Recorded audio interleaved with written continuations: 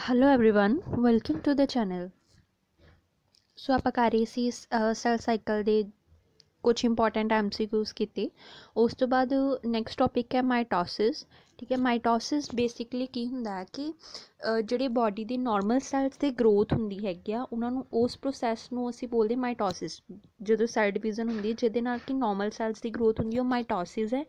ਔਰ reproductive cells ਜਿਹੜੇ ਹੈਗੇ ਆ ਉਹਨਾਂ ਦੀ ਜਿਹੜੀ ਗਰੋਥ ਹੁੰਦੀ ਹੈਗੀ ਆ ਮਿਓਸਿਸ ਦੇ ਥਰੂ ਹੁੰਦੀ ਆ। ਸੋ ਇਹ ਅਲੱਗ-ਅਲੱਗ ਟੌਪਿਕਸ ਹੈਗੇ ਆ। ਫਿਲਹਾਲ ਆਪਾਂ ਪਹਿਲੇ ਮਾਈਟੋਸਿਸ ਦੀ ਗੱਲ ਕਰਦੇ ਹਾਂ, ਫਿਰ ਮਿਓਸਿਸ ਦੇ ਕੁਝ ਇੰਪੋਰਟੈਂਟ MCQs ਕਰਾਂਗੇ। ਫਸਟ ਹੈ ਡੈਸ਼ ਇਜ਼ ਦ ਬੈਸਟ ਏਜ to count the number and the study of the morphology of the ਕ੍ਰੋਮੋਜ਼ੋਮਸ।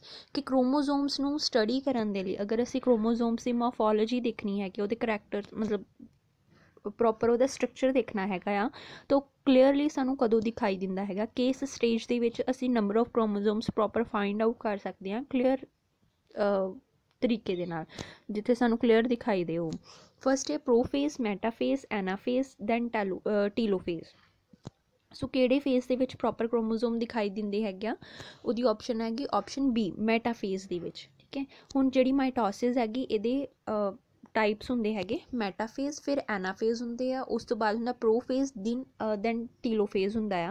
ठीक है, जिहदे विच कि एक सैल जिहड़ा है वो डिवाइड करके एक पेरेंट सैल दो daughter cells they which convert होंदा है, दो डॉटर सैल्स बनांदा हैगा आ, खुद भी एग्जिस्ट करदा और दो नई सैल्स भी बनांदा आ।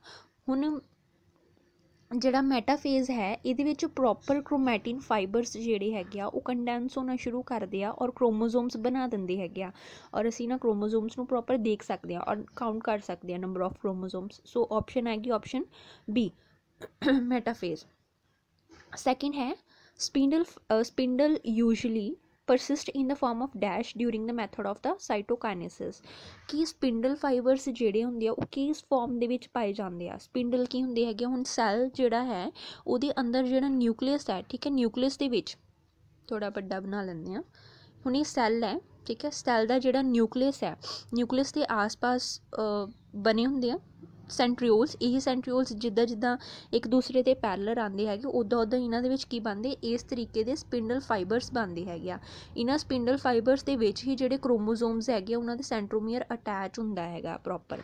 ਠੀਕ ਹੈ, ਫਿਰ ਹੀ ਉਹ ਅਲਾਈਨ ਹੋ ਕੇ ਦੁਬਾਰਾ ਅੱਗੇ ਸੈਲਸ ਦੇ ਵਿੱਚ ਡਿਵਾਈਡ ਹੋ ਪਾਉਂਦਾ ਆ। ਠੀਕ ਹੈ, ਸੋ ਹੁਣ ਜਿਹੜੇ ਸਪਿੰਡਲਸ ਹੈਗੇ ਉਹ ਕਿਸ ਫੋਰਮ ਦੇ ਵਿੱਚ ਪਾਏ ਜਾਂਦੇ, ਇਹ ਪਲਾਂਟ ਸੈੱਲ ਦੀ ਗੱਲ ਕੀਤੀ ਹੋਈ ਹੈ। ਠੀਕ ਹੈ, ਔਰ during the dash method of cytokinesis ਹੁਣ ਕੀ ਹੁੰਦਾ, ਸਾਈਟੋਪਲਾਜ਼ਮ ਜਦੋਂ ਡਿਵਾਈਡ ਕਰਦਾ ਹੈ, ਪਹਿਲੇ ਸੈੱਲ ਹੈ, ਸੈੱਲ ਜਦੋਂ ਡਿਵਾਈਡ ਕਰੇਗਾ ਪਹਿਲੇ ਤਾਂ ਕੀ ਹੁੰਦਾ ਆ ਉਹਦੇ ਜਿਹੜਾ ਸੈੱਲ ਦਾ ਨਿਊਕਲੀਅਸ ਪਾਰਟ ਹੁੰਦਾ ਉਹੀ ਡਿਵਾਈਡ ਹੁੰਦਾ ਆ। ਠੀਕ ਹੈ, ਨਿਊਕਲੀਅਸ ਪਾਰਟ ਡਿਵਾਈਡ ਹੁੰਦਾ ਤਾਂ ਉਹਨੂੰ ਅਸੀਂ ਬੋਲਦੇ ਹਾਂ ਕੈਰੀਓਕਾਈਨੇਸਿਸ। ਠੀਕ ਹੈ, ਉਹ ਹੁੰਦੀ ਆ ਕੈਰੀਓਕਾਈਨੇਸਿਸ। ਔਰ ਜਦੋਂ ਇਹ ਮਤਲਬ ਬਿਲਕੁਲ ਹੀ ਅਲੱਗ ਹੋ ਜਾਂਦੇ ਹੈਗੇ ਆ, ਹੁਣ ਸਾਈਟੋਪਲਾਜ਼ਮ ਵੀ ਜਿਹੜਾ ਸੀਗਾ ਉਹ ਵੀ ਅਲੱਗ ਹੋ ਗਿਆ ਤਾਂ ਹੀ ਦੋ ਅਲੱਗ ਸੈਲਸ ਬਣੇ, ਇਹਨੂੰ ਅਸੀਂ ਬੋਲਦੇ ਹਾਂ ਸਾਈਟੋਕਾਈਨੇਸਿਸ। ਠੀਕ ਹੈ, ਸੋ ਸਾਈਟੋਕਾਈਨੇਸਿਸ ਜਿਹੜੀ ਹੈਗੀ ਆ ਉਹਦੇ ਵਿੱਚ ਮਤਲਬ ਕਿਹੜੀ ਇਹਦੀ ਆਪਸ਼ਨ ਹੈਗੀ ਜਿਸ ਵੇ ਦੇ ਵਿੱਚ ਇਹ ਕੰਮ ਕਰਦੇ ਹੈਗੇ ਆ। ਕ੍ਰੋਮੋਜ਼ੋਮਸ ਜਿਹੜੇ ਹੈਗੇ ਆ ਜਿਸ ਫਾਰਮ ਦੇ ਵਿੱਚ ਪ੍ਰੈਜ਼ੈਂਟ ਹੁੰਦੇ ਆ, phragmoplast cleavage, phragmoplast cell plate और सेल प्लेट या सेल प्लेट और क्लीवेज। सो यदि ऑप्शन है option B phragmoplast and cell plate. ठीक है, कि स्पिंडल फाइबर्स परसिस्ट करते हैं फ्रैगमोप्लास्ट की फॉर्म के विच, ये जिहड़ी प्लांट सैल हुंदा आ उहदियां वॉल्स दे विच वॉल और मिडल लैमिला दे विच प्रैजेंट हुंदा है। ठीक है, सो ये पहले प्रैजेंट हुंदा। नैक्सट है ड्यूरिंग किहड़ी method of cytokinesis, cell plate method of cytokinesis. हुण जिद्दां एनीमल सैल है, एनीमल सैल दे विच सैल डिवाइड करदा तो दो डॉटर सैल्स प्रोड्यूस करदा है। ठीक है, और इन्हां दे विच दा कोई सैल वॉल दी ਤਾਂ ਕੋਈ ਪ੍ਰੋਬਲਮ ਹੀ ਨਹੀਂ ਹੁੰਦੀ ਨਾ, ਬਟ ਪਲਾਂਟਸ ਦੇ ਵਿੱਚ ਕੀ ਹੁੰਦੀ ਹੈ ਸੈੱਲ ਵਾਲ ਹੁੰਦੀ ਆ।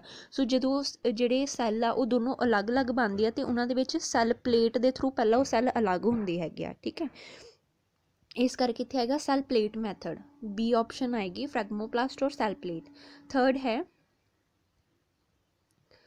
Best material for studying the mitosis in laboratory is, ਕਿ ਅਗਰ ਲੈਬੋਰਟਰੀ ਦੇ ਵਿੱਚ ਅਸੀਂ ਮਾਈਟੋਸਿਸ ਦੀ ਸਟੱਡੀ ਕਰਨੀ ਆ ਤਾਂ ਬੈਸਟ ਮਟੀਰੀਅਲ ਕਿਹੜਾ ਹੋਏਗਾ ਜਿਹਦੇ ਥਰੂ ਅਸੀਂ ਸਟੱਡੀ ਕਰ ਸਕਦੇ ਹਾਂ। Leaf tip, shoot tip, root tip and gamete. ਹੁਣ ਇਹਦੀ ਆਪਸ਼ਨ ਹੈ ਆਪਸ਼ਨ ਸੀ ਰੂਟ ਟਿਪ। ਠੀਕ ਹੈ, ਕਿਉਂਕਿ ਹੁਣ ਜਿਹੜੇ ਸੈੱਲ ਹੈਗੇ ਉਹ ਡਿਵਾਈਡ ਕਰਨਗੇ मतलब ਰੈਪਿਡਲੀ ਉਹ ਡਿਵਾਈਡ ਕਰਨਗੇ ਤਾਂ ਹੀ ਬਹੁਤ ਸਾਰੇ ਸੈੱਲ ਬਣਨਗੇ। ਸੋ ਬੇਸਿਕਲੀ ਕਿਹਨਾਂ ਦੇ ਵਿੱਚ ਪਾਏ ਜਾਂਦੇ ਹੈਗੇ ਆ, ਜਿਹੜੇ ਪਲਾਂਟਸ ਦੇ ਮੈਰੀਸਟੈਮਿਕ ਪਾਰਟ ਹੁੰਦੇ ਆ, ਜਿਨ੍ਹਾਂ ਦੀ ਗਰੋਥ ਜਲਦੀ ਹੁੰਦੀ ਹੈਗੀ, ਜਿਨ੍ਹਾਂ ਦੇ ਥਰੂ ਪਲਾਂਟ ਗਰੋ ਕਰਦਾ, ਉਹਨਾਂ ਦੇ ਵਿੱਚ ਪਾਏ ਜਾਂਦੇ ਆ। ਸੋ ਰੂਟਸ ਜਿਹੜੀਆਂ ਹੈਗੀਆਂ, ਰੂਟ ਟਿਪ ਹੈ ਨਾ, ਉਹਨਾਂ ਦੇ ਵਿੱਚ ਬਹੁਤ ਜਲਦੀ ਗਰੋਥ ਹੁੰਦੀ ਹੈਗੀ, ਤਾਂ ਹੀ ਪਲਾਂਟ ਜਿਹੜਾ ਉਹ ਜਲਦੀ ਡਿਵੈਲਪ ਕਰਦਾ ਆ ਇੱਕ ਸੀਡ ਤੋਂ। ਸੋ ਇਹਦੀ ਆਪਸ਼ਨ ਹੈਗੀ option C, root tip. Then fourth question ਹੈ, mitotic spindle is mainly composed of protein, ਕਿ ਜਿਹੜੀਆਂ ਮਾਈਟੋਟਿਕ ਸਪਿੰਡਲ ਬਣਦੀਆਂ ਹੈਗੀਆਂ, ਸਪਿੰਡਲ ਫਾਈਬਰਸ ਬਣਦੀਆਂ, ਉਹ ਕਿਸ ਪ੍ਰੋਟੀਨ ਦੇ ਨਾਲ ਬਣਦੀਆਂ? ਟਿਊਬਲਿਨ ਦੇ ਨਾਲ, ਮਾਇਓਸਿਨ ਦੇ ਨਾਲ, ਐਕਟਿਨ ਔਰ ਐਕਟੋਮਾਇਓਸਿਨਸ। ਸੋ ਇਹਦੇ ਵਿੱਚ ਮਾਇਓਸਿਨ, ਐਕਟਿਨ ਔਰ ਐਕਟੋਮਾਇਓਸਿਨ ਜਿਹੜੇ ਹੈਗੇ ਆ, ਇਹ ਵੈਸੇ ਹੁੰਦੇ ਇਹ ਵੀ ਪ੍ਰੋਟੀਨ ਆ, ਬਟ ਇਹ ਜ਼ਿਆਦਾਤਰ ਮਸਲਸ ਦੇ ਵਿੱਚ ਪਾਏ ਜਾਂਦੇ ਆ। ਸੋ ਇਹਦੀ ਆਏਗੀ ਆਪਸ਼ਨ ਏ, ਟਿਊਬਲਿਨ। ਇਹ ਸਪੈਸ਼ਲ ਟਾਈਪ ਦੇ ਪ੍ਰੋਟੀਨ ਹੈ ਜਿਹੜੇ ਕਿ ਸਪਿੰਡਲ ਫਾਈਬਰਸ ਦੇ ਵਿੱਚ ਪਾਏ ਜਾਂਦੇ ਆ।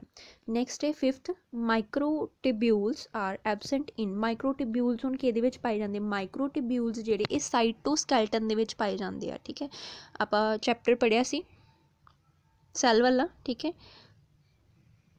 ਉਹਦੇ ਵਿੱਚ ਸਾਈਟੋਸਕੈਲਟਨ ਦੀ ਗੱਲ ਕੀਤੀ ਸੀ। ਹੁਣ ਇਹੀ ਸਾਈਟੋਸਕੈਲਟਨ ਜਿਹੜੇ ਇਹਨਾਂ ਦੇ ਵਿੱਚ ਮਾਈਕਰੋਟਿਊਲਸ ਪਾਏ ਜਾਂਦੇ ਹੈਗੇ ਆ ਆਸ-ਪਾਸ ਫਾਈਬਰ ਦੀ ਫਾਰਮ ਦੇ ਵਿੱਚ। ਹੁਣ ਇਹ ਕਿਹਨਾਂ ਦੇ ਵਿੱਚ ਐਬਸੈਂਟ ਆ, ਕਿਹਨਾਂ ਦੇ ਵਿੱਚ ਨਹੀਂ ਹੁੰਦੇ, ਕਿਹੜੀ ਸੈੱਲ ਆਰਗੇਨਲ ਵਿੱਚ ਨਹੀਂ ਹੁੰਦੇ?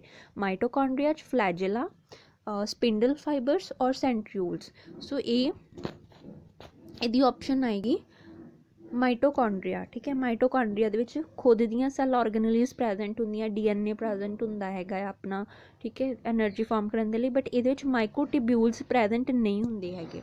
DNA ਪ੍ਰੈਜੈਂਟ ਹੈ ਬਟ ਫਿਰ ਵੀ ਇਹ ਮਾਈਕਰੋਟਿਬਿਊਲਸ ਨਹੀਂ ਹੁੰਦੇ।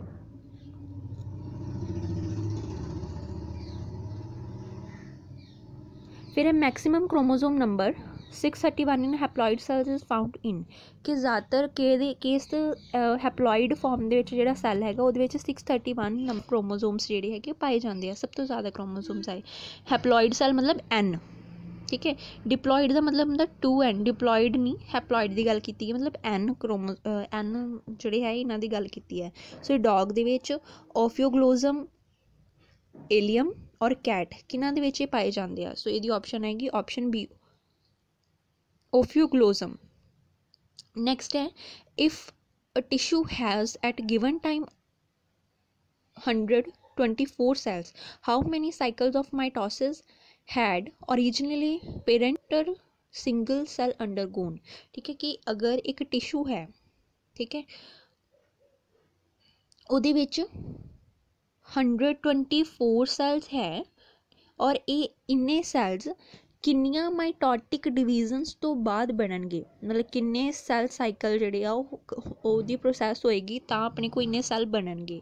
ਠੀਕ ਹੈ, ਆਪਸ਼ਨ ਹੈ 512, 10, 124 ਔਰ 256। ਹੁਣ ਜਿਹੜਾ ਇੱਕ ਸਾਈਕਲ ਹੈ ਉਹਦੇ ਵਿੱਚ 2 ਸੈੱਲ ਬਣਦੇ, ਇੱਕ ਡਿਵੀਜ਼ਨ ਦੇ ਦੌਰਾਨ 2 ਸੈੱਲਸ ਬਣਦੇ ਆ। ਠੀਕ ਹੈ, ਆਪਾਂ ਇਹਦੇ 'ਤੇ ਲਗਾਉਣਾ ਹੈਗਾ ਕਿ ਹੁਣ ਇੱਕ ਦੇ ਵਿੱਚ ਤਾਂ ਅਗਰ 2 ਬਣ ਰਹੀ ਹੈਗੇ, 2 ਸੈੱਲਸ ਬਣ ਰਹੇ ਆ, ਅਤੇ ਲਗਾ ਲਓ ਕਿ ਅਗਰ 10 ਡਿਵੀਜ਼ਨਸ ਹੁੰਦੀਆਂ ਆ, ਠੀਕ ਹੈ, 10 ਡਿਵੀਜ਼ਨਸ ਹੁੰਦੀਆਂ ਆ ਤਾਂ ਕਿੰਨੇ ਸੈੱਲਸ ਬਣਨਗੇ? ਆਪਾਂ ਇਹਨਾਂ ਨੂੰ ਮਲਟੀਪਲਾਈ ਕਰਕੇ ਦੇਖ ਲੈਂਦੇ, 2 ਨੂੰ 10 ਟਾਈਮਸ ਲਿਖ ਕੇ। ਠੀਕ ਹੈ,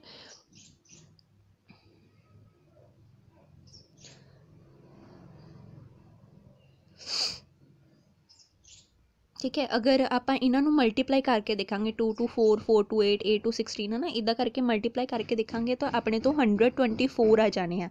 ठीक है, यदा मतलब कि अगर एक साइकिल के थ्रू 2 अपने तो मतलब न्यू सैल बन रहे हैं तो 10 डिवीजनस होणगियां, हर एक डिवीजन 2 सैल बननगे तो अपने तो 10, 24 ਜਿਹੜੇ ਸੈੱਲਸ ਆ ਉਹ ਨਿਊ ਫਾਰਮ ਹੋ ਜਾਣਗੇ। ਕਿੰਨੀਆਂ ਡਿਵੀਜ਼ਨਸ? 10 ਡਿਵੀਜ਼ਨਸ। ਸੋ ਇਹਦੀ ਆਪਸ਼ਨ ਹੈਗੀ ਆਪਸ਼ਨ ਬੀ, 10।